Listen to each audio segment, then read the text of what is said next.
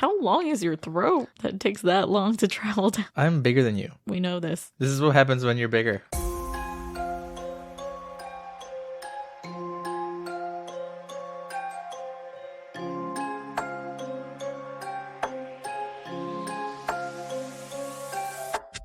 Welcome back to the Shaken Not Scared podcast. Here with you as always, your hosts, Erick and Vivi. Today we're going to be talking about the 2004 film Van Helsing, directed by Stephen Sommers. But before we get into that, how are you, Vivi? I am straight up not having a good time, bro. What? Why? I had a bad day, so I'm ready to talk some horror. Let's go. Did you do a shot before this? Should I have? I don't know. Do you want to? No. Okay. Well, let's get started. Do you ever celebrate St. Patrick's Day? Me and you go get Guinness and drink at the house. I think the one time we tried to go out for St. Patty's Day, we were both sick as fuck and stayed in bed sweating. It was the only time we've ever tried, too. Yes. Which is, I don't know, a bad sign. Do we just not do it anymore? Is that the thing? I don't know. I guess it ruined it for us. But awesome. What do you have for creepy content other than feeling crappy? I finally read Things Have Gotten Worse Since We Last Spoke. I was trying to find a physical copy for a while, and it's, I guess, out of print or something. Did it work, the audiobook? Yeah, it was fine. I'm actually glad I didn't buy a physical copy because while it is an okay book,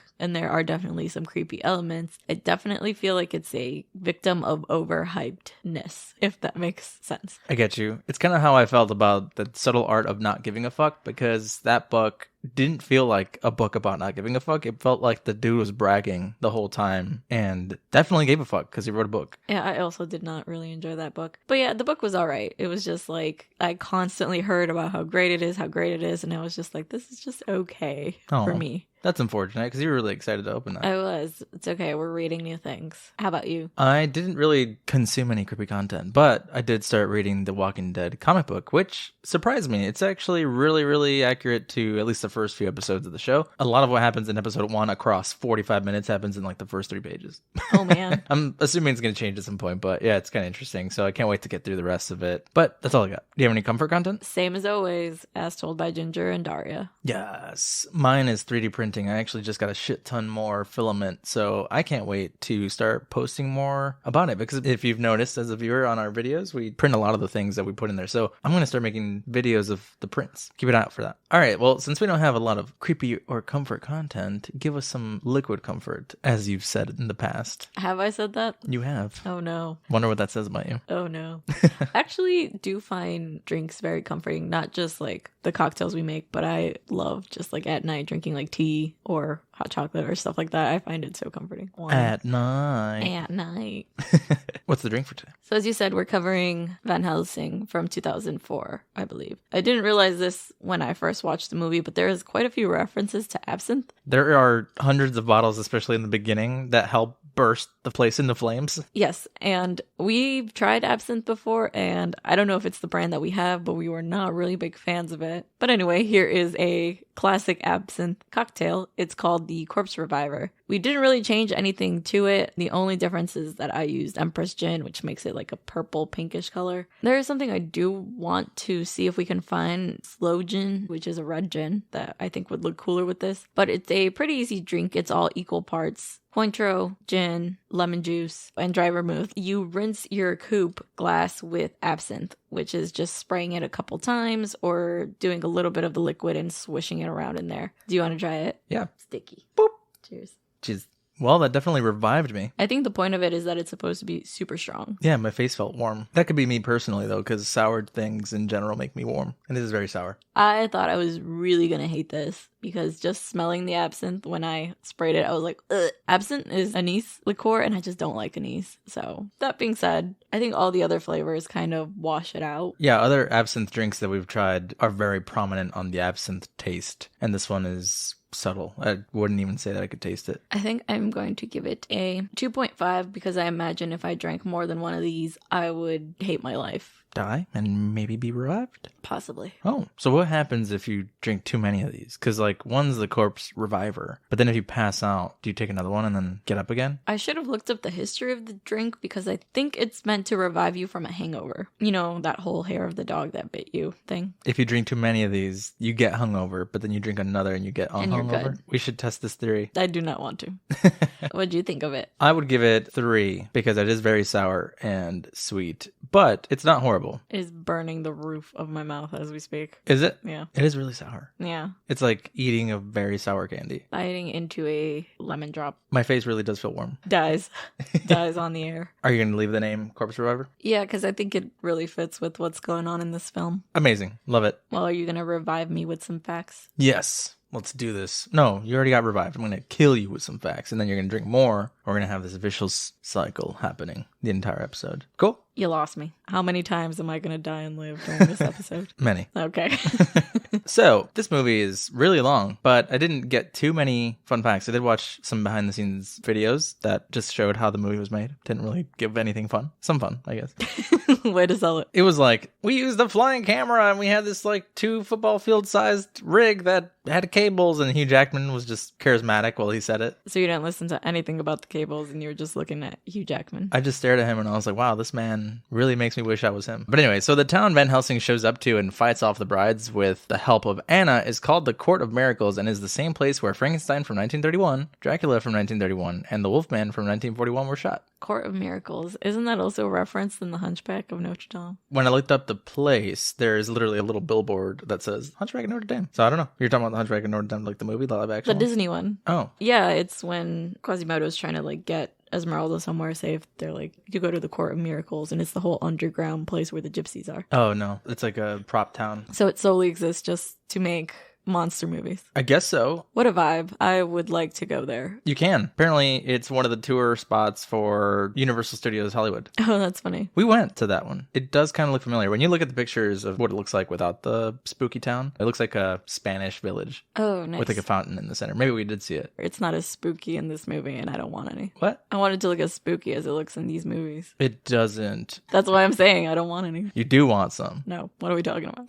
The role of Anna almost ended up going to someone else after director Stephen Sommers thought it was probably a bad idea to contact her, seeing as she was already in the process of filming another vampire film called Underworld from 2003. But her agent got a hold of the script and she jumped at the opportunity. Literally, because she does a bunch of jumps in this movie. But it's hard not to watch this and not compare it to Underworld for me. Towards the end, it's all about the original vampire fighting the original werewolf, which is like a huge plot point in Underworld. Well, I think I jokingly was like, this is the origin of Underworld. Yeah. It's 1800s, but I think there is an origin movie for Underworld, right? I think there is, yes. Okay, well, it better have a crossover because I don't think I've seen that one. I know it doesn't, but it should. And they fucked up if they didn't. Put Hugh Jackman in it. Yeah. Why else would you watch a movie? We get it. You have a man crush on Hugh Jackman. It's not a man crush. It's just a crush. Director Stephen Sommers purposely avoided a werewolf transformation that involved a character growing hair and instead chose for them to rip their skin off to insinuate that the beast comes from within. I actually wrote down in my notes that I liked this transformation because I feel like if you do one, you're automatically going to get compared to American Werewolf in London, The Howling. Like, who did it better? So to go to a completely different direction, I think is a good call. It's funny you mentioned American Werewolf in London because the first werewolf is gray and was meant to look close to the one from that movie. Oh, nice. Yeah, just as an homage, which is fun. But that was my last fun fact. I'm ready to hear you fail at the speedrun. Oh. I'm just kidding. You're going to do fine. This movie's only 2 hours. It's fine. That's fine. You can got sum this. that up. A lot happens in this movie. That is not fair. I should at least get 2 minutes. Nope. You could just resort to what you usually do, which is just like, the movie starts and everyone dies. The end. The end. Love these movies. 1, 2, 3, go. We open on a scene of basically all the classic monsters. Victor Frankenstein is making his monster, and we realize that the Count is behind it, funding it, and he wants that monster for something. But Victor Frankenstein's like, no, that's like way too evil. He tries to run away with his monster, but an angry mob chases him, and they end up dying in a huge fire explosion. Cut to 1 year later, and we meet Van Helsing, who is tracking down Mr. Jekyll, Mr. Hyde, whatever his name is. And he belongs to like this religious order that hunts a bunch of monsters. They're sending him to Romania, Transylvania or something to fight with the Count. We find out that he doesn't really know who he is. And he takes along this guy named Carl with him because he's like making gadgets for him.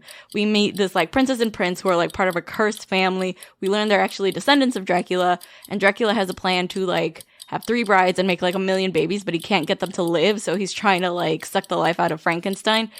He does kind of do that, but we find out that Van Helsing is Gabriel, and he kills him in the end.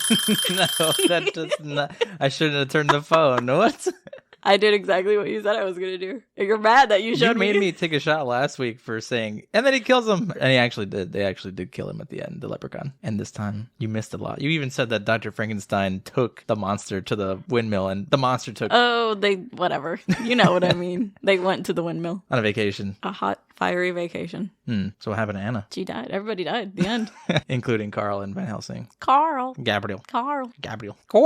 I'm thinking of the teacher from Jimmy Neutron, the bird lady. Why would they make her do that? That was a weird choice. I was actually thinking of that YouTube short, The Llamas. Carl! Or I'm also thinking of like the Walking Dead memes. Oh, yes. When Lori dies and Rick's just like, Carl!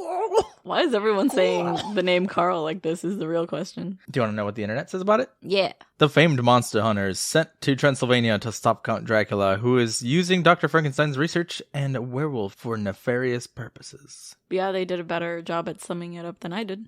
No, you did fine. What was it rated? 6. Okay. I was expecting worse. I feel like this movie has a reputation of not being great. Do you want to give your general vibe of the movie? I love this movie and always have, and it has some of my favorite people on the planet, including Hugh Jackman. Did you know that he took a break from filming this to go film the last scene of X-Men 2 and then came back for work the next day? That's cool. I appreciate Sim. Me too. I want to watch The Greatest Showman because he is the greatest showman. Yeah. I mean, honestly, I'll just watch videos of Hugh Jackman talk for like ever and not even realize how much time has passed. When he talked about bread, I think I mentioned this in the past, he was like growing his own bread. And you're like, this is the most fascinating thing anyone has ever said. He made me want to go grow bread. He made me want to be bread so he could knead me and then watch me rise. Oh, Kate Beckinsale's in this.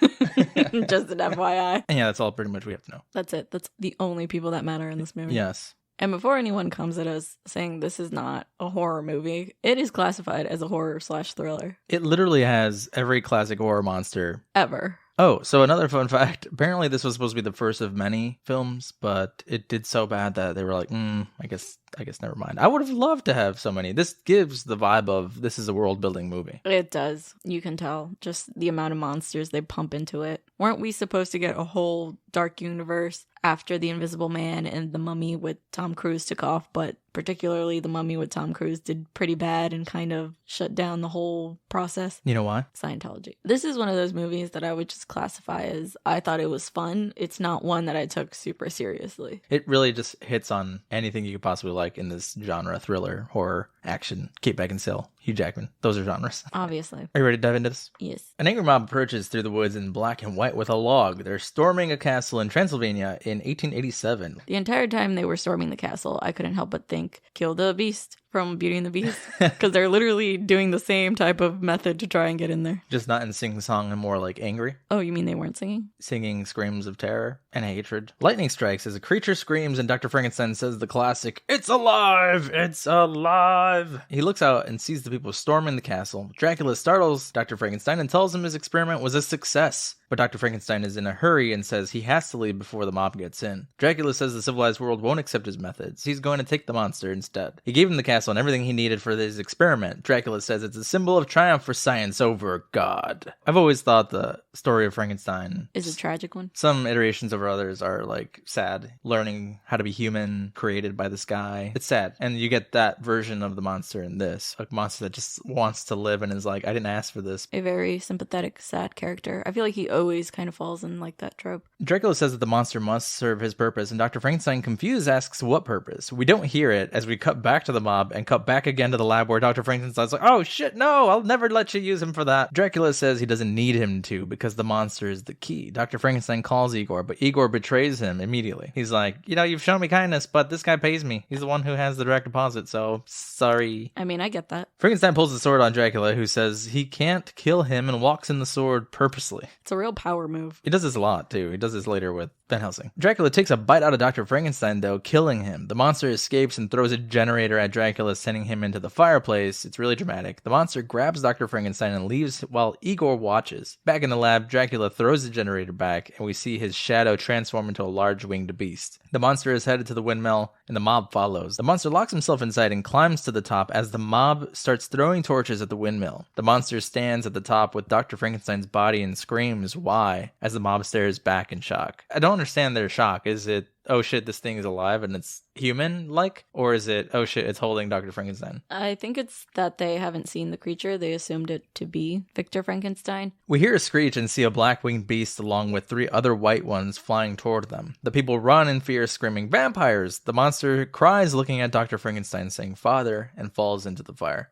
I think this is one of those things that is different from typical iterations. The monster actually likes Dr. Frankenstein. Mm-hmm. It's not like a fuck you for making me. Well, in the very few seconds we get of him, he is actually defending him against the Count. So I could see why he would like him. The 4-winged beasts land. It's Dracula and his 3 brides who watch the fire burn. The brides cry at the fire. Could you imagine being in this town and you're like, all right, we're angry mobbing it up over here because of a monster, but oh shit, vampires. Thus is the life of a Transylvanian. What's next? We will never find out because there's no sequel.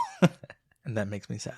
We get a title card that it's 1 year later in Paris and see a man wearing a hat pull a wanted sign off a wall. I like how it's only 1 year later and we can now afford, like, oh no, we are no longer in ye old times of a year ago. We're in modern times now. I don't remember it being just 1 year later. I thought that the whole black and white point was to be like, it's 1800. Oh, okay, great. It's old times. And the new one was going to be like 1950s or something. I also thought that, but no. He hears a scream and runs toward it. He does the sign of the cross and examines a used cigar. He hears a laugh coming from the cathedral nearby and investigates. Suddenly, a large man comes down from the ceiling and says the man will be hard to digest. We learn that the man's Van Helsing, and he says that Dr. Jekyll is responsible for the murder of many different children, women, men, goats, chickens. Van Helsing says he has to bring him in alive, but would rather bring him in dead. Dr. Jekyll hits him and launches Helsing across the room. Pulls out these circular blades, kind of like Blade had, those discs with blades on them. Dodges Dr. Jekyll right as he's about to hit him, causing him to hit the bell behind him, and slashes his belly as he passes. The ringing of the bell hurts Dr. Jekyll's ears, and angrily he lifts the bell and puts it over Helsing. Helsing escapes into the floor. Dr. Jekyll is confused and lifts the bell, but Van Helsing is on the ceiling and cuts his arm off. He throws Van Helsing through the ceiling onto the roof, holds Van Helsing over the side of the building, but right as he falls, Van Helsing uses a grappling hook to shoot Dr. Jekyll. It goes straight through his gut, and Van Helsing pulls at him, causing him to get near the ledge. Jekyll pulls back, but trips off the other side of the building, causing him to fall through the cathedral, pull Van Helsing onto the roof safely, snap the line from his gut, fall out the window on the other side. Dr. Jekyll goes flying and turns back to Mr. Hyde in midair, so that when he lands, he dies in his human form. So the people just go around crowding this dead man. They look up to the top of the building and see Van Helsing just standing there, and they're like, "You're a murderer!" But he just says, "Rest in peace" in Latin, and walks away. I don't know why my mind went into this whole debate on why it's Dr. Jekyll and Mr. Hyde. Why, when he becomes the monster has a doctorate, but not his human form. And I just couldn't get off that detail. Have you ever seen the old Dr. Jekyll, Mr. Hyde? No, I also haven't read the book. I'd like to. It's like the classic Hulk story. It is. I also can't not think about Dr. Jekyll and Mr. Hyde. Whatever that's from. I think it's from the old movie. I always hear it in my head. I always hear the Arthur song that we were talking about not that long ago. There's a Dr. Jekyll and Mr. Hyde from Arthur? The one we were singing was like, Mr. Hyde,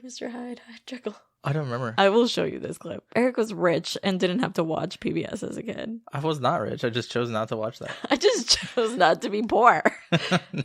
We're now in Vatican City, Rome. Van Helsing enters to confess and talks to a priest. The priest clearly sent him on the mission and mentions that Mr. Hyde was around for over 600 years. Timelines in this also are confusing because if you don't catch them, you're like, wait, what? So Mr. Hyde was around for 600 years? How long was Van Helsing hunting him? Later, they're like, I've known you for years. And Helsing's like, what? I don't remember. Yeah, timelines are all over the place. The priest continues and says that he's great at his job, but he attracts too much attention. Helsing asks why the order doesn't just do something about it. But the priest says it's because they don't exist. Helsing angrily says he doesn't exist either. I guess that's a cool jab. I don't know. He's like, well, neither do I. It's like, cool, dude. Way to be angsty. Yeah. Well, we don't know how old he is. He might be in his teenage hundreds of years. Right. The priest says that when they found him, they knew he was sent to do God's work. Helsing asks why he doesn't do it himself. Honestly, just saying. He's not wrong. The priest opens the door, and together they enter an area full of people at work. He explains they're the last defense against evil, a threat that mankind doesn't even know exists. Van Helsing questions this because to the order, these are evil creatures, but he's the one who has to stand there and watch them die. The priest just says it's a test of his faith. He then tells him that he's going to send him on a mission to the east, to the far side of Romania to fight Count Dracula. 150 years ago, a Transylvanian knight promised God his family would never rest nor enter heaven until they kill Dracula. They haven't been successful and are running out of family. I thought that was funny. The way he says it is very like, it's real blunt. It's real bitchy. 12 months ago, Boris, one of his descendants, disappeared, and all he has left are a son and a daughter. If the two die before killing Dracula, that will be 9 generations dead that will never go to heaven and see the gates of Peta. I'd be pissed if I was born into this family. What the fuck does Grandpa's whole vendetta have to do with me, though? Seriously, you inherit like the worst assignment. Also, what does he mean 9 generations? He says 150 years ago, a Transylvanian promised God. That's not even 9 generations. That's like, what, 2, 3 max? Oh, I mean, it is the 1800s. People lived like 20 years. So maybe it is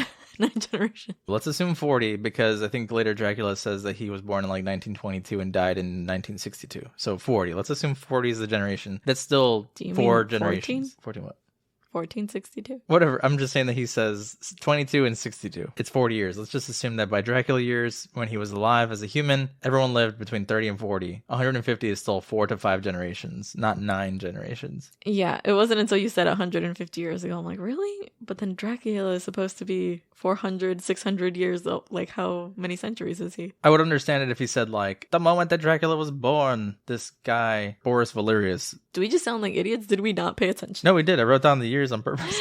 Okay. But anyway, he pulls a scroll out saying, Valerius the Elder left it. It translates to, in the name of God, open this door. There's an insignia that matches Van Helsing's ring, and the priest says he might find the answer he's seeking in Transylvania. Transylvania. Can you say it different? No, I was going to do a... Transylvania. No. Well, yeah, kind of. Okay. I was thinking southern. Like Transylvania. Texas. Texas. Texas. Tucky fry. Hmm? Techie fry. Tucky fry? A techie fry. Oh. Sorry, I can't get over Tucky fry. A Kentucky fry from Transylvania. Exactly. We meet a techie fryer named Carl who suits Van Helsing up with a bunch of gadgets. Carl jokes about Van Helsing never really fighting vampires. Helsing says it can't be any different than gargoyles, but Carl insists it is. Now I just keep thinking, Carl! This scene of him walking around and showing him weapons reminds me so much of like a spy movie where they go to get equipped before their mission. It's kind of like that. Spies from all over the world with different cultures and backgrounds. He shows Helsing his last invention, a rapid arrow crossbow. Helsing grabs a bomb-looking device and asks Carl what's it for. He says he's been working on it for 12 years, but doesn't know. He says the possibilities are endless, though. It has the power of the sun. It's like really flashy, shows a lot of light. I don't understand why he's not like, oh, we're gonna go fight vampires. I don't know what this is for, though. It's got like a lot of sunlight on it. I know that vampires die. He's the one telling Van Helsing how killing vampires is difficult, but I don't know what this light bomb does. It's very heavily emphasized, and you know it's going to come back later. Helsing says Carl has been ordered to go with him, which spooks him, and says he doesn't want to go. Same dude. Cut to some dark woods where a man is tied to a wood pillar. We hear growling as a creature approaches. The man says Dracula unleashed it for a reason. A werewolf runs at him, but he dodges it at the last minute. He's apparently not tied to this pillar at all. No. And he backflips up the pillar. They're just baiting him. Another man pulls him up by a rope, but he gets stuck. A woman in red pulls a sword out and runs at it. The werewolf tries to run at her, but it gets caught in a trap in the ground. The trap is triggered, pulling the werewolf into a sack surrounded by a cage that lifts up at the man on the rope. He manages to jump off, and the trapped werewolf is shot at from down below. There is a moment before the trap goes off where, like, the tip of her toe is near the trap and she backflips into the air to get out of the way when she could have literally just scooched her toe a centimeter back. How will we know, though? How will we know she's acrobatic and agile? But then make it consistent because she's not throughout the rest of the film. You think so? There are scenes where she should have pulled that little trick out and she did not. So what you're saying is that she should have dramatically moved her toe out the way. She could have just stepped back a little bit. Dramatically, though. Dramatically. Because everything in this movie is done super melodramatically. How else would you make it dramatic, like the toe move, other than a backflip? It doesn't need to be that dramatic. Valken is the man's name, and he yells down saying they need his gun. Anna yells because it has silver bullets. Thank you, Anna. Thank you for letting us know that. The rope holding the trap breaks, and the werewolf falls below, escaping and running after Anna. Anna only makes it to a cliff and is about to get tackled by the werewolf when Valken pushes her aside, shoots the werewolf, and gets tackled himself into the water. I like how they named her brother something very, I think it's Hungarian that they're speaking, and they named her Anna, like, easy to pronounce. It's Anna. Anna. Her name could have been Valeria. Valeria. So it could match Valken. I mean, that would have made more sense to me. Back in the Cave of Wonders, when Van Helsing's getting his mission, they show him a photograph of the two siblings. Did photographs exist in 1888? How did they get this? These people are advanced, okay? They have bombs full of light and drops of liquid that blow up. Okay. It's the order. They don't even know it exists. Humanity doesn't even know evil's a thing. They don't know that they have photography yet. No, not even the people using it. Getting their picture taken. They're just magic photos. Nothing to do with the brand in the malls. Nothing. No. Can you imagine that? Just imagining that picture of Anna and then like the little bubbles around. Yes, with the filters and the super shiny skin for some fucking reason. It was Instagram, like the exposure. Before Instagram was a thing. Also, Kate Beckinsale in this era did not escape the tiny eyebrow trend because they bothered me the entire film. They were just one arch. It's like a half moon. Yeah, she just had some half moons over her eyes. Damn. I'm not talking shit. There's literally pictures of me having those exact same eyebrows. I'm saying, why did we do this to ourselves? Let's bring that trend back. Let me see this. I want to see it. You met me when I had those eyebrows. What? Ew. And I still married you? Ew. I will show you a picture where I have no fucking eyebrows. I kind of remember. Yeah, I didn't. If you look at my freshman photo, first of all, I did not know it was picture day. Second of all, I have those eyebrows. It's because you had all the hair everywhere else. Yeah. Couldn't spare any for the eyebrows. It's because I overplucked the shit out of them. Anyway, not about that. We cut back to Van Helsing, who is riding a boat through a storm in the night. In the night. It's very dramatic. He's on the boat and it's like, stares off dramatically. All I wrote down while watching this movie was the dramatic acting, because it's just so cheesy. Yeah, I don't mean that in a bad way. It's just so funny. It's funny when you're trying to get into a horror movie, though. It's like, okay, we get it. We get that the stakes are high. You don't have to yell. Like, so many scenes, actors are just yelling at each other. You're talking about the Dracula bride scenes, too. Oh my god, all of those. Okay. We cut back to this montage of Van Helsing finally making it to Transylvania.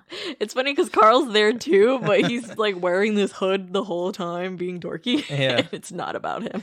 There's a lot of talking about what we need to do. There's a point later where Anna and Van Helsing are arguing, and their whole argument, if you pay attention to it, makes no sense. Yeah. And she's like, I need to save my brother. He's like, don't go. And she's like, I need to. It's all about my family or nothing. And he's like, I need to kill Dracula. And she's like, you can't stop me. Just a real disconnect between the two of them. Yeah, because I don't know how those things are the opposite from each other. Those things can be done at the same time. Yeah, you're on the same team, guys. And then Carl being like, shit's cold. A man from the village, that is the same man from the mob earlier, welcomes them. This guy's like the mayor or something. He clearly stands out because he's got long white hair. He looks like, this is going to be a confusing reference because this character is a crypt keeper, but he looks like the crypt keeper if it was alive, like the one from the TV shows. That's what he would look like in life. And I don't know if he's the mayor. He's like the self-appointed busybody of this town, because clearly Anna and her family are like the royals in this town. But does that mean they're in charge? Everyone listened to her when she gave commands. That's true. But they're just like worried about getting their ass kicked because clearly she's the only one who knows how to wear color. And only people who wear color are main characters and ready to kick your ass. Van Helsing turns around and notices everyone is holding weapons. Anna appears, telling them to show their faces because they don't trust strangers here. Anna tells the people to kill them, and Helsing says they're there to help them. She says she doesn't need any help, and immediately Van Helsing pulls out his crossbow, aiming it in her direction. She gets out of the way just as the three brides of Dracula fly straight at them. Van Helsing fires quickly at them, making holes in one of their wings. One of the brides picks Anna up, but Van Helsing jumps at her feet, weighing her down and causing the bride to drop her. How strong are these brides? And just the vampires in general, because they fling everybody like crazy. I don't know, but I guess they can't carry two people at a time. Flawed logic, because one of them's about to throw a cow at a house. Yeah, and cows are like, what, 500 pounds? I'm pretty sure heavier than these two people. 900 to 1,600 pounds. So anyway, yes, flawed logic. I can't decide if I loved this bride monster design or not. I liked that their costumes, their very flowy sleeves, become their wings when they transform, but there was kind of a weird disconnect between the face of the monsters and the body of the monsters, especially when one of the brides dies. Carl tells Van Helsing to aim at the hearts as they chase Anna through the village. The sun comes out and the brides disappear amidst all the chaos. The villagers all come out and watch Van Helsing and Anna approach a well with their weapons drawn. There's nothing there. I like the idea that Dracula and his brides would pick a very dark,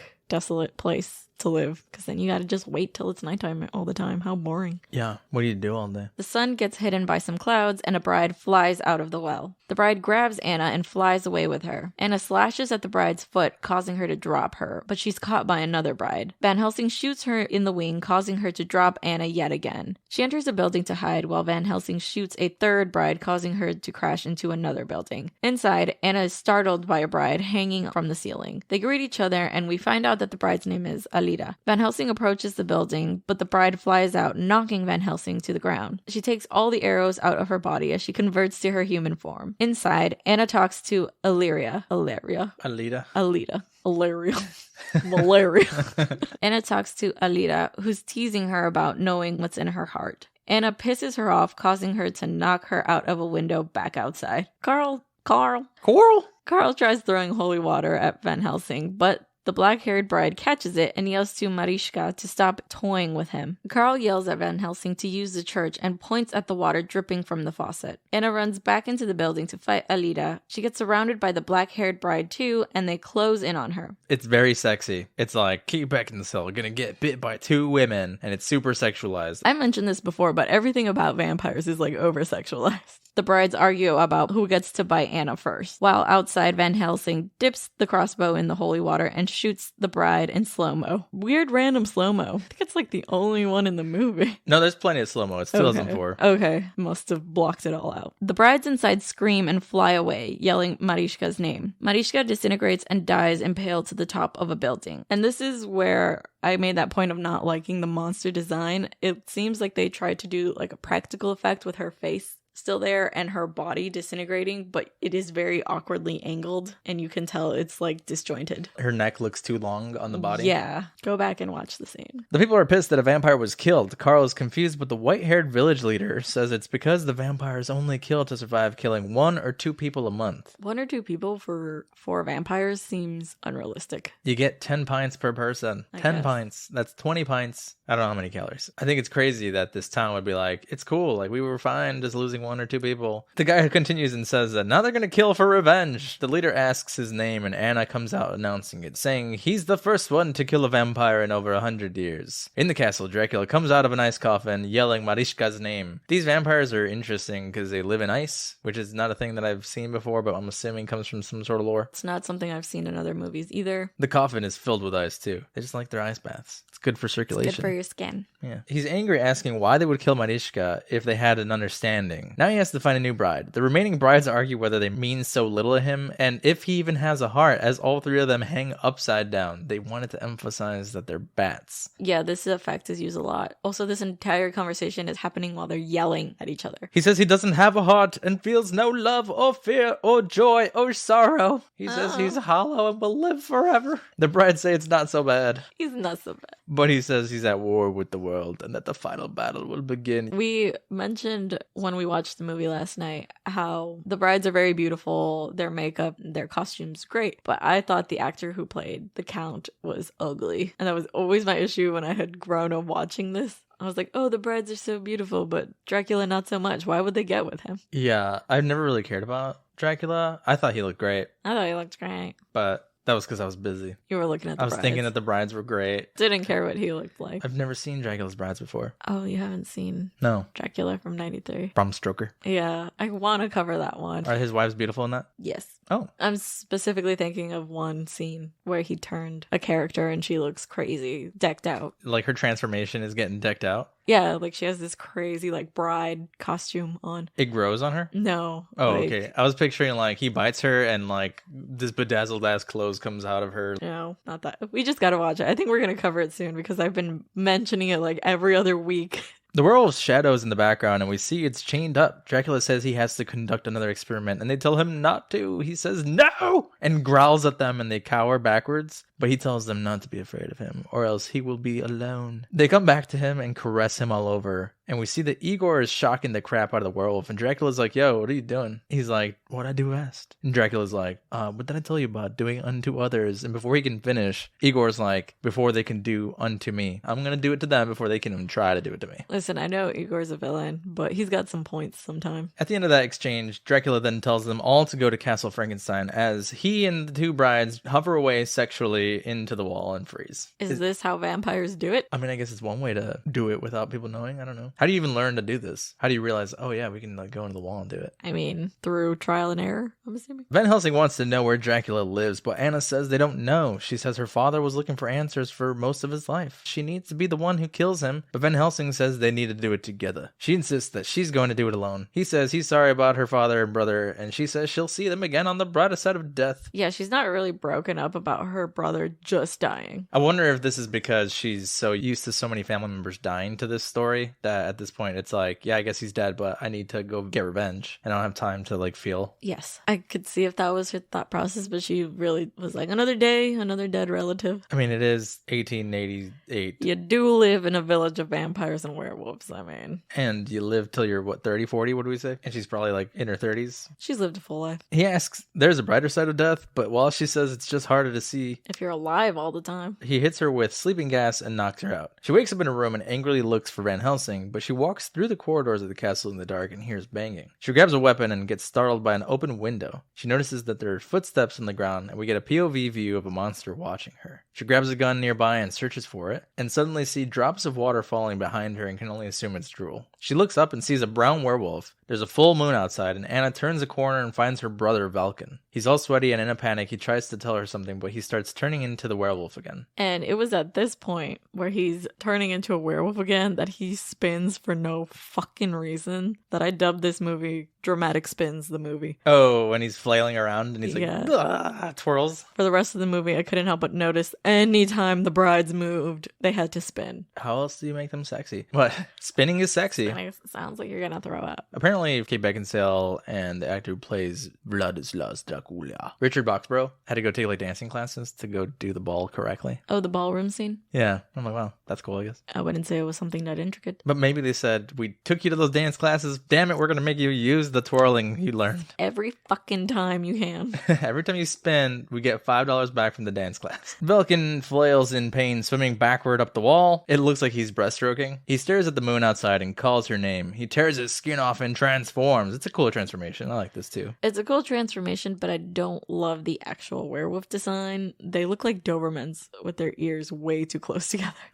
On the top of their head? Yeah. I like Van Helsing's werewolf design. Yeah, because he's supposed to be Big Daddy Werewolf, but like all the babies, they don't look that intimidating. I'd say it's better than some other werewolf designs. Oh, for sure. We could definitely do a episode where we just rank the best and worst. We actually haven't covered any werewolf movie, right? There's been werewolves in movies we've covered, but not. No, I like werewolf movies. Werewolves are my vibe. I'd prefer werewolves over vampires. Oh, I'm a vampire girl through and through. I'm a werewolf, clearly. I'm too chaotic to be a vampire. Yeah, I could see that. The werewolf tries to jump at her, but Van Helsing appears out of nowhere and it jumps out the window. He's like, oh shit, he's here. A man? I can't fight a man. Carl shows up asking why it smells like wet dog. He hands Van Helsing silver bullets and he goes on the chase. Helsing is in town and hears dogs barking. He runs into the town leader who says he sees the wolfman hasn't killed him yet. Van Helsing's like, aren't you scared? And he's like, oh, I don't have to worry about the wolfman. He's not looking for me. I just mind my own damn business. That's how you survive in this town. The man starts digging a grave and Helsing says it's a little late to be digging graves when the man tries attacking him with the shovel out of fucking nowhere, and Helsing blocks him and points the gun straight at his face. The man's like, I was just kidding. Just kidding. I wasn't gonna do it. I couldn't help myself. Apparently this character's name is just Top Hat. What if you don't wear the top hat one day? He's top hatless. It's like being topless.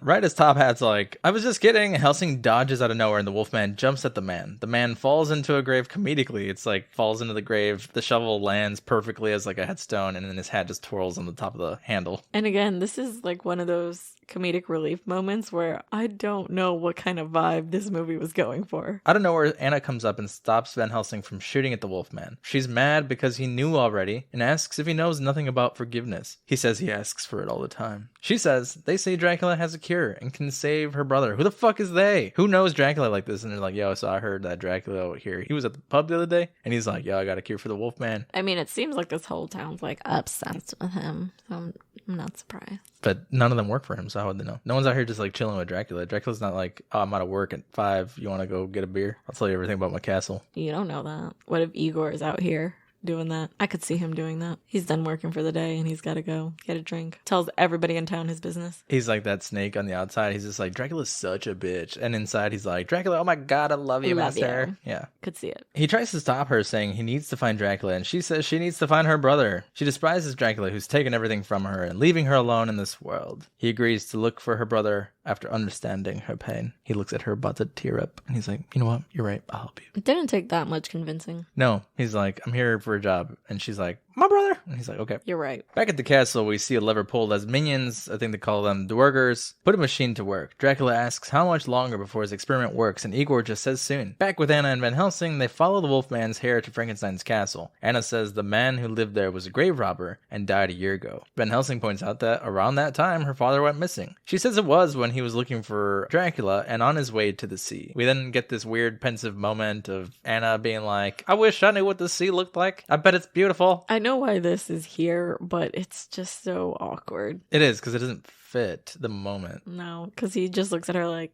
okay. He smiles at her, kind of. Yeah. It's not even like a full smile. He's just like staring at her and is like... He's like, that's nice, dear. That's weird. Inside, the Wolfman jumps around the whirring machine, lands near Dracula, who says werewolves are a nuisance during their first full moon and hard to control. The Wolfman turns back to human, and Dracula is pissed, saying he was supposed to see who the new visitor was, and instead he stopped to talk to his sister. Belkin tells him to leave his sister out of it, and Dracula says he needs him for his experiment. Belkin says he would rather die than help him, and Dracula's like, bro, that's like so cliche. Everyone who says that dies. He's like, that can be arranged. He says that at midnight, he'll have no choice but to obey him. The minions are pulling a corpse off of a table and throw it aside. Dracula asks Belkin if it looks familiar, as it's wearing a unique necklace. Belkin recognizes it, and it's his father's. He screams, trying to attack Dracula, but Dracula grabs him with 2 fingers by the chin, which apparently disarms him. Later on in the movie, it's explained that he gets every werewolf under his control somehow. I wonder if it's like part of this weird mind control thingy. He hits him with the, what do you call this? He fingers them. In the face. That'll get your attention. Yeah. Well, he just touches him with 2 fingers. What the fuck is that? Go up to a person and do that and see what they tell you. They'll probably freeze too. They'll be like, what the fuck is wrong with you? I would also freeze. I'd be like, wait, what's happening? What are we doing here? Do I love you? Are we about to make out? So Dracula grabs him with those 2 fingers by the neck and says he'll do his bidding. The minions grab him and tie him to the table while Dracula does a twirl like he's dancing. I don't know how to describe this to an audio medium, but he's like got one arm up and he's got the other one to his chest. Yeah, it's like when you're fake ballroom dancing alone. Dracula is very dramatic, which is good. I like that about him. Yeah, I can't imagine a subtle Dracula. One who like took himself too seriously. Every iteration of Dracula I've seen is very dramatic. If you got one that was like real boring, it wouldn't be very Dracula. It wouldn't be very dramatic. Dramacula. Dramaculate.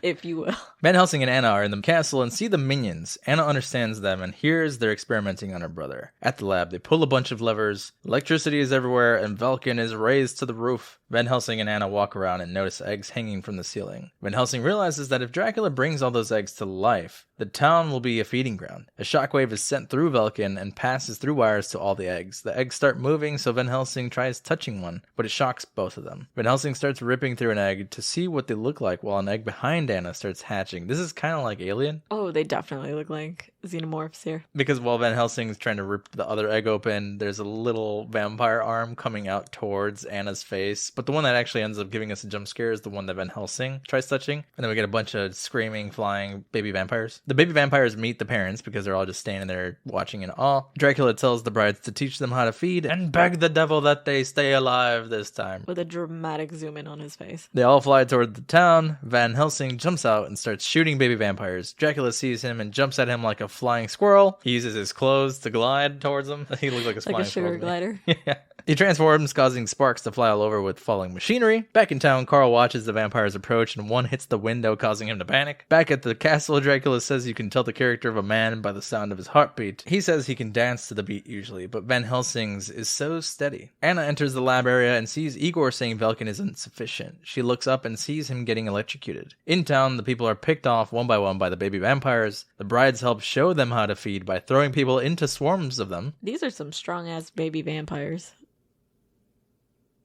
That's it. That's all I got. Also, do you think that this is where the movie lost audiences, like baby vampires? Maybe. It was too cheesy. It was too fantastical. Yeah. I guess so. This being like the full intent of Dracula, it's like a weird take, I guess, when you've got such a serious, dramatic film to have baby vampires be the goal. all the classic horror movie monsters in it. I think had they not been baby vampires and maybe been like they're turning humans into an army of vampires that also look scary and dramatic, maybe that could be it. Back at the castle, Van Helsing puts a stake into Dracula, who dramatically acts like he's dying. He breaks the act and says, "Hello, Gabriel." Gabriel. It's always Gabriel. These like fake outs from Dracula with Van Helsing, I think, are essential for showing how little Van Helsing can do against him, because we have this hero who to this point has been shown to be like invincible. He knows how to handle every monster. He gets hurt, sure, but he knows how to handle every situation. In this case, it's like Van Helsing is pulling out everything he's got, and Dracula's like, all right, whatever, pushes it aside, doesn't matter. A cross, burns it. Stake, who gives a shit? In the lab, Anna is spotted by the minions. She jumps onto some rope over a tank of unknown liquid. She fights them off with a sword, dropping them into the vat. Igor notices her as she climbs up the rope to Velkin. Dracula says it's been 300 to 400 years since they last met. Van Helsing is confused how he knows him, but Dracula says they have a lot of history. He asks Van Helsing if he's ever wondered why he has such horrible nightmares of scenes from battles of the past. Still don't know if it's that Van Helsing has been reincarnated over and over, and that Dracula has also been reincarnated over and over, and that this battle just goes on forever. Dracula's been alive since 14-something, but Van Helsing has been reincarnated. Or Van Helsing has also lived since 1400. I think that's the one. Who makes him lose his memories? God. So he's that Gabriel. old? He's an angel. He's the left hand of God. But is he though? Yeah. There's a script part later on that's like, God sent his left hand to kill Dracula, and then later on, while they're in their final battle, Dracula's like, isn't it exhausting being the left hand of God? I thought that was Dracula just being dramatic. Again, nothing is given about Van Helsing's story. I understand that they probably thought there was going to be a lot of sequels to unleash his story on us later on, but that didn't happen. Anna makes it to Velkin, who tries to stop her from unstrapping him. He starts turning into a werewolf and grabs her by the face. Dracula asks Van Helsing if he wants him to refresh his memory. Van Helsing tries putting a cross up to Dracula's face, but Dracula grabs it, screaming, and melts it in his arm. He introduces himself dramatically as Count Vladislav Dracula. I don't know why he says it like that, but that's one thing that sticks in my head ever since I first saw this movie. It's like, why does he call himself Dracula? I mean, it's fancy. I mean, that's probably why it wasn't dramatic enough. Count Vladislav Dracula.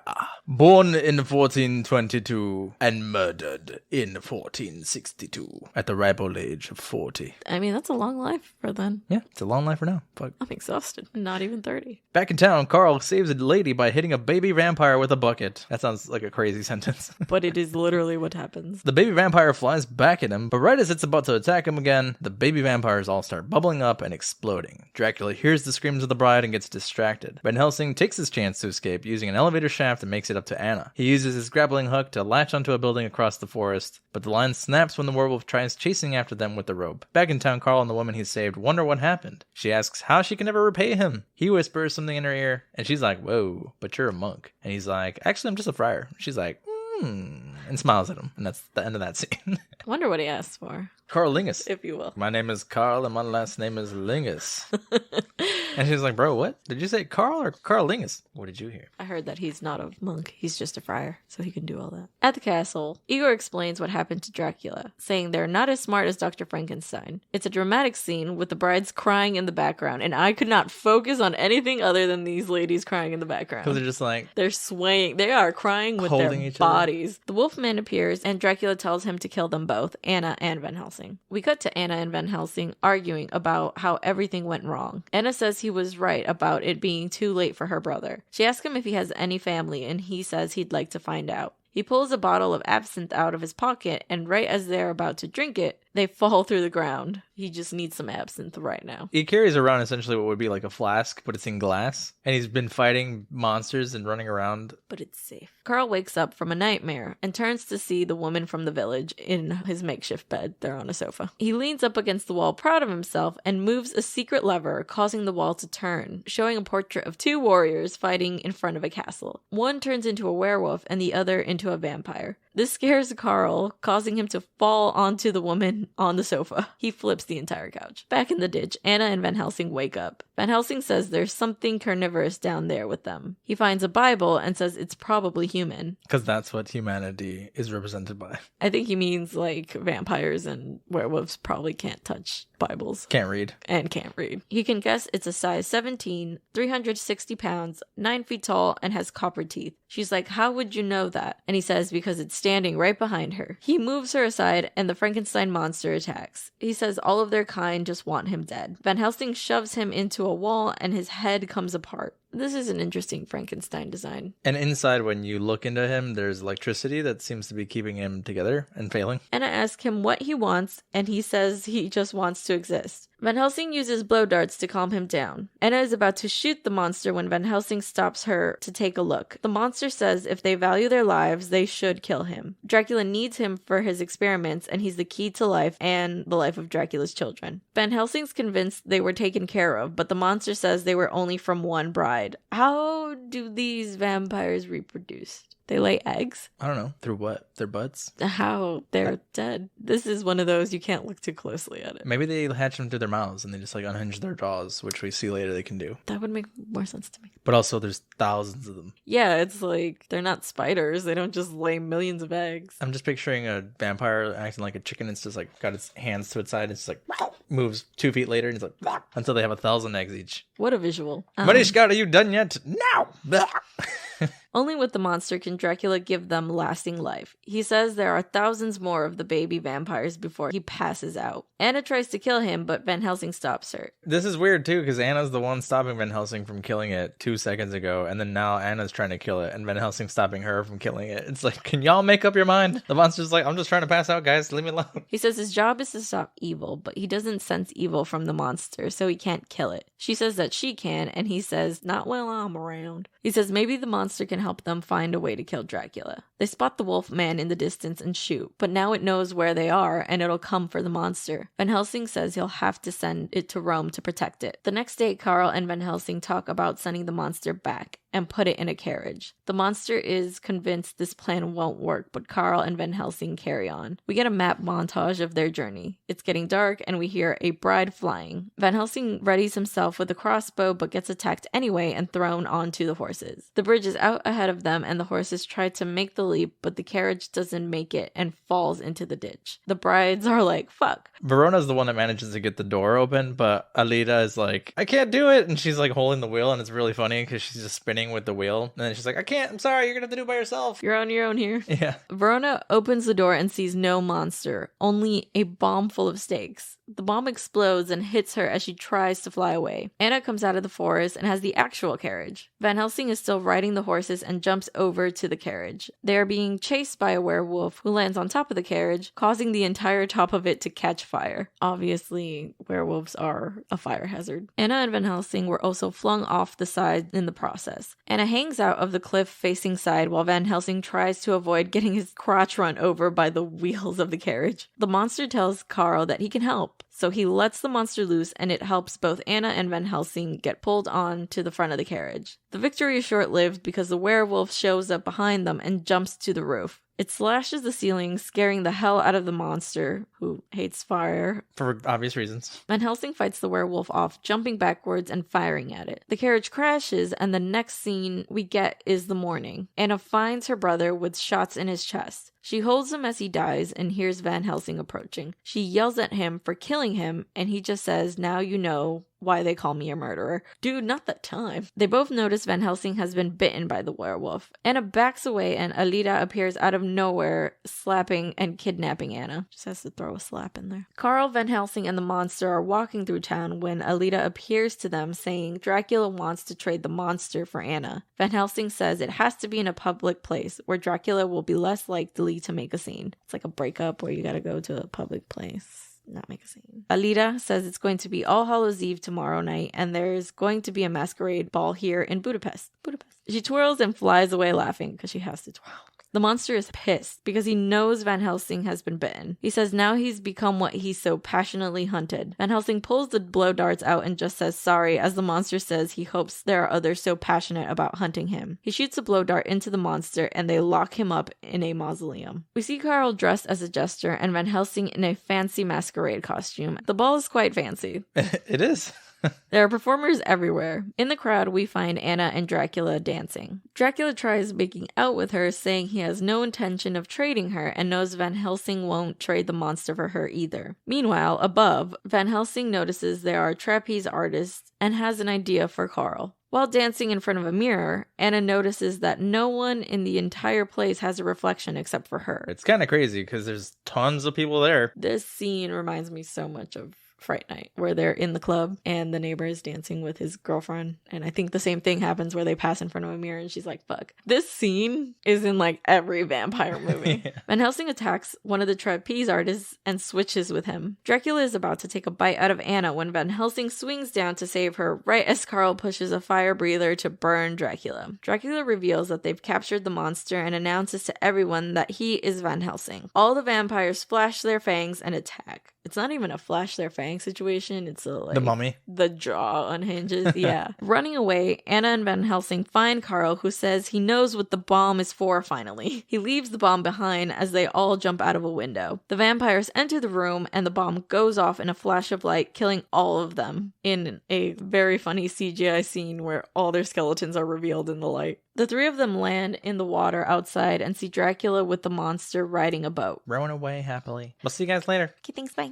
Van Helsing tries to swim after, but a drawgate closes on them and he yells to the monster saying he'll save him. Carl takes this moment to tell Van Helsing that Rome responded about saving the monster and that they want him to kill it too, even if he manages to kill Dracula. Van Helsing is pissed, saying he isn't evil though. Carl says yeah, but he isn't human either. Van Helsing asks how would they even know if they haven't talked to him? Do they know what he is? Now is not the time to bring this up, Carl. Van Helsing's like, do they know what I am? And will they also plan to kill me? Van Helsing's growing angry as he's saying all this and starts lifting Carl up by the neck. It makes me feel bad for Carl because Carl's just like, obviously his friend. And this is the moment where we're realizing, oh man, like the creature inside him's taking over. Van Helsing obviously notices this and backs away and pulls himself up against the drawbridge and kind of growls. Van Helsing turns to Carl and says, sorry, but that it's starting. They make it to Frankenstein's castle and find that everything's been taken apart. They must have taken everything to Dracula's lair, but Carl says he might be able to figure out where it is. He gives a whole explanation about how Dracula was banished to an icy fortress. Van Helsing thinks the giant map on the wall is a door and that possibly Anna's father also knew, but just didn't know how to open it. Carl notices there's a piece missing in the bottom left corner and Van Helsing pulls out the scroll that just so happens to fit the exact piece that's missing from the map. It's one of those, this was obviously gonna come back later moments because the scroll was given to him by the Order early on in the film. The problem I have with things like this though is that like it's obvious. It's very obvious.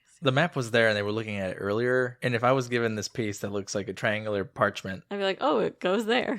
yeah, they would have just like solved it there. Could have ended movie hour earlier. 30 minutes into the film. They also take this time to explain the reason Anna's family is tied to Dracula is because it is the son of her ancestor. And they just reveal this to the audience, but she's like, yeah, everybody knows that. Wait, that Dracula is an ancestor of hers? Yes. Oh, I didn't catch that. Okay, never mind. Scrap that. Not even when she said it. Not even when she said that. No. Okay. The piece that they put up against the bottom left, again, translates to, in the name of God, open this door. It reveals a mirror and Carl says maybe it's not a mirror at all to Dracula. Van Helsing sticks his hand into it and pulls it back out saying it's cold and snowing on the other side. He grabs a torch and walks through. Anna and Carl follow, but Carl's the last one to come through and he's scared and tries to run back, but he just runs into the wall. I mean, same. If I walked through a mirror and saw it was just fucking freezing, I'd be like, going back. You wouldn't even have walked through. No, the when he pulled his hand back out with snow. Absolutely. I'd be like, no, I'm sorry. A giant door blocks their way, but Van Helsing uses his newfound power to grab both of them and jump up to the top of the door to the other side. Just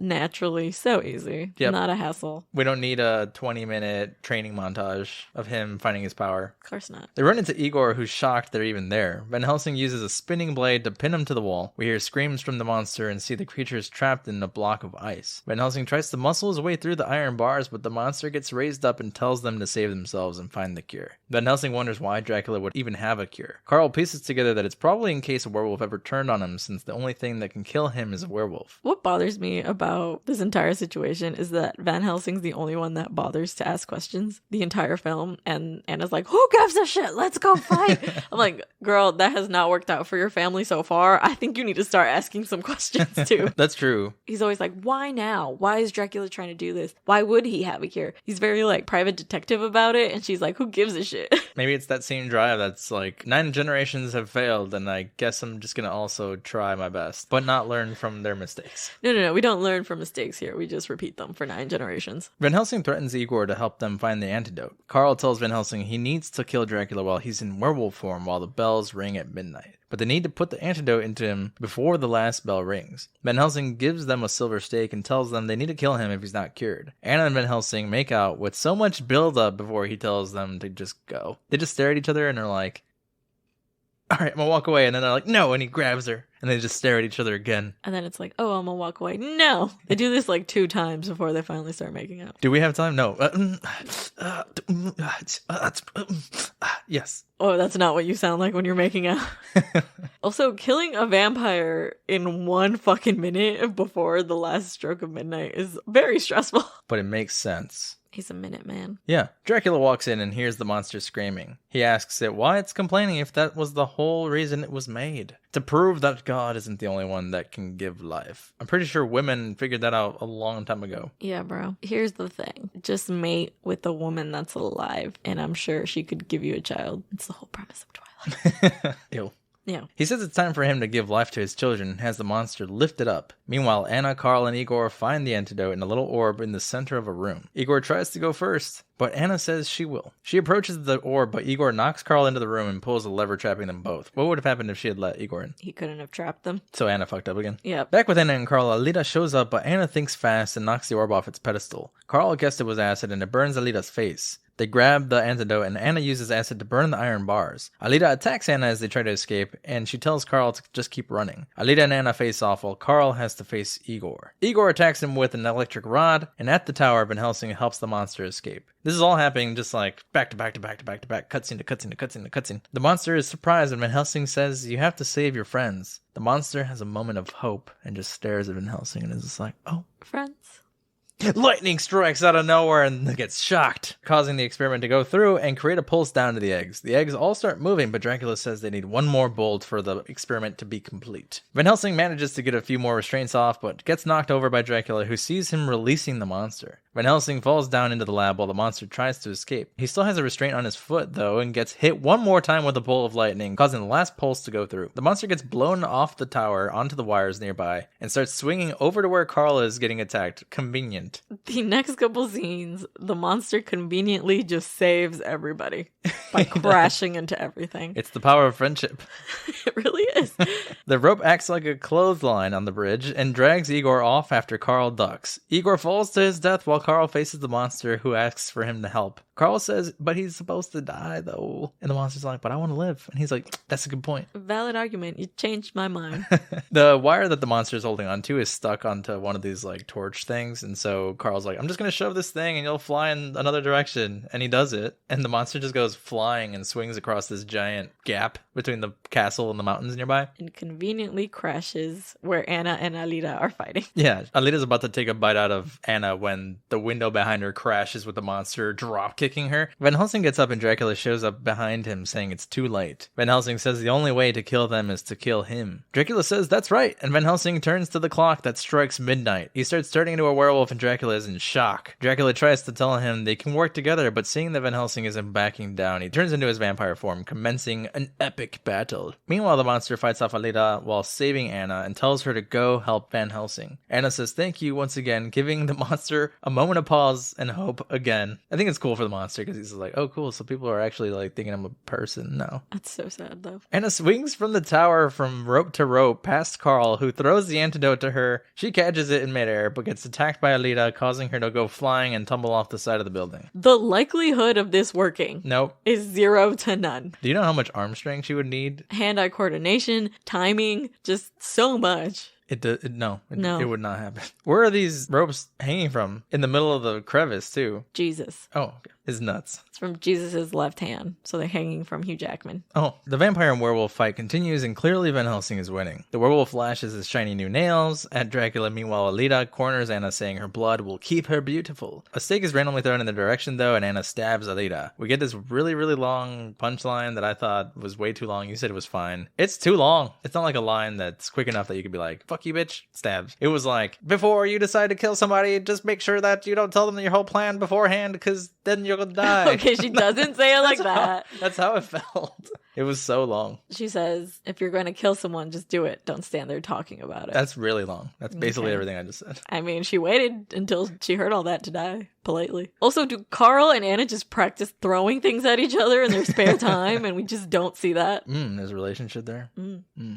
Back at the fight, Dracula says they could be friends and partners, and Van Helsing just chokes him. I like how this entire time, Dracula's not even talking about the fucking plan. He's just like, yo, bro, can you just back down? Like, I was just kidding. It's all right. We could be friends. We could just work together. It has nothing to do with what the master plan was anymore. He's just like, please stop. I need you to stop what you're doing. Well, yeah, it's the first werewolf that he doesn't have under his control, so he's scary. Yeah, but it's kind of diminishing for Dracula's character that's been this dramatic, master plan, decisive person. I get what he's trying to do, because he's still trying to manipulate him in some sense. Okay, but he's losing very badly. Well, when that's all you've got, you're gonna try it. It's still diminishing for Dracula. Because I can't imagine, like, Dracula from Castlevania acting this way against a werewolf. I guess so. I could see that. It's kind of the final pleas of a desperate man. Van Helsing suddenly turns back to his human form, though, and backs away. Dracula reveals that it was Van Helsing who murdered him. He says it must have been a burden and cursed to be the left hand of God. He says he just wants the return of his kind, and that he can give Van Helsing his life and memory back. But Van Helsing says some things are just best left forgotten. See, that's a good punchline. And then the moon strikes his body. The moon strikes his body? Yes. He says he just wants the return of his kind, and also maybe the return of his ring that Van Helsing has stolen. Yeah, and he shows the missing finger. Do we know why that is? That he stole that ring? The finger, too? Oh, I didn't. Maybe I missed the missing finger part. But... yeah, he's like, and the return of my ring. Oh, I'm assuming that Van Helsing cut it off to get his ring. Bitch, give me back my jewelry. I'd be mad too. Fuck. Rings are expensive. Especially, I'm imagining, in 1460.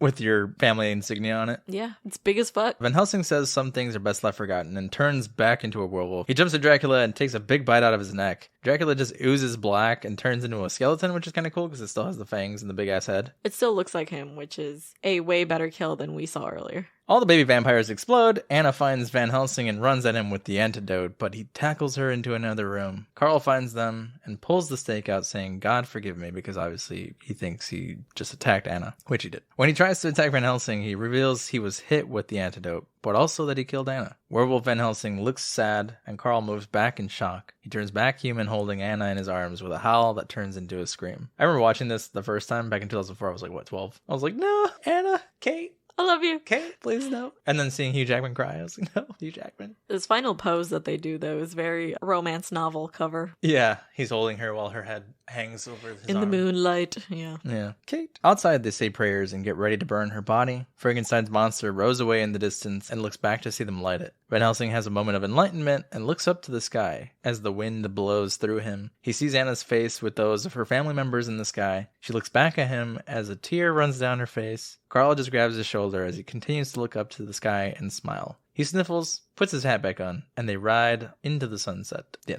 And that's it. Roll credits. You can tell by this ending that they were planning on making more. I also was not a fan of all this, like, faces in the sky thing. It was kind of creepy. It was the scariest part of this movie. It's just meant to be like, now Anna is back with her family, which was her plan all along, which is what she always wanted. And sure, it's sad for Van Helsing because he was starting to like her and she was starting to like him, and they barely made out. Just once. After 5 minutes of build-up. But I'm sure that's telling of, like, the times, too. You made out with a woman and she died during those times. Yeah, she got malaria. Malaria. What do you think? I think so many things. Starting with, this movie is cheesy. It is a cheesy film, but there's some things I love about it. I'm a sucker for classic monsters. I'm a sucker for vampires. And there's something just fun about this. It's just charming in its own weird little way. It's not scary at all. But I definitely feel like it's just a comfort movie that you could throw on, and it's just like fun to watch and shut off your brain and not think about anything serious. And boy, did they throw it on. This movie was on Netflix every day. All day. What did you think? I love this movie. I've always thought that Van Helsing's character is cool. It was also at the time where all these action-packed hero movies were coming out, and also like Underworld and the X-Men, right? Hugh Jackman was in there. Hugh Jackman was in his peak during these movies. Yeah. It's always going to hold a special place in my heart. But yeah, I like the gallery of classic monsters too. It's not scary. It is not scary. I am going to give this one a 6.5 for all the reasons I've already said. Just fun. It's cheesy. There isn't like a dull moment in this movie though. It's like action, action, action, action. It's cheesy action. It's flips for no reason, but it's fun. I would give it a 7. I was expecting you to give this movie a 10 just for nostalgic reasons. No, I'd give it a 7. Yeah, there's flaws here and there, but this is a time where these movies were just like, how flashy can we make it and not make it make sense? What scared Loki about this movie? Anytime that there was werewolf growling and howling, which is just automatic. You just know he's gonna hate it. Yeah, I wonder what Loki would look like as a werewolf. He'd just be really funny because he has an underbite. He'd have like the giant chest and the skinny legs. That's what he looks like now. But standing, that'd be creepy actually. Why don't you tell us about it, Loki? Yeah, I don't think you'd look great as a werewolf either. He looks a little more like the werewolf from Prisoner of Azkaban. Yeah, Remus. That werewolf has long, lanky legs and like a big chest. I mean, that's so dorky. Yeah, that would be Loki. Is Harry Potter horror because it has werewolves? Harry Potter is horror because it's got witches. Yes, there was that whole thing about how you couldn't read Harry Potter because it was witchcraft in schools and stuff. Yeah, then we start getting into like blurred lines of like, is horror just anything that has to do with that? With the supernatural? Because I wouldn't consider Twilight horror, even though it's vampires. Oh, it's definitely a romance, not... I mean, it's horror because it's a relationship full of red flags. Okay. But, yeah, it's vampires. I've seen other horror movie podcasts cover it. Yeah. Do you remember that movie back in the 90s, 2000s? I can't remember. Do you remember the movie Stuart Little? Yeah. That's a weird follow-up question. Do you remember the little kid who comes Oh, the little in that? vampires. Yes. Is that the movie That called? movie's so cute. Is that a horror? Yes. I love that movie. But is that pretty much it for us here today? Yes, please. Dear God, we've been at this for hours. Yeah, it's 3. In the morning. As always, we hope you guys had a good time here with us. You can follow us pretty much anywhere at Shaken Not Scared Pod, except Twitter. Twitter is Shaken Scared Pod. You can send us an email at shakennotScaredPod@gmail.com. Support the show on Patreon. You can get early access to episodes of our bonus episode and theme drink idea every month. Listen wherever you get your podcasts. Give us a follow. Check out our drink videos. Be sure to like, rate, review, all that good stuff. And okay, thanks. Bye. Bye.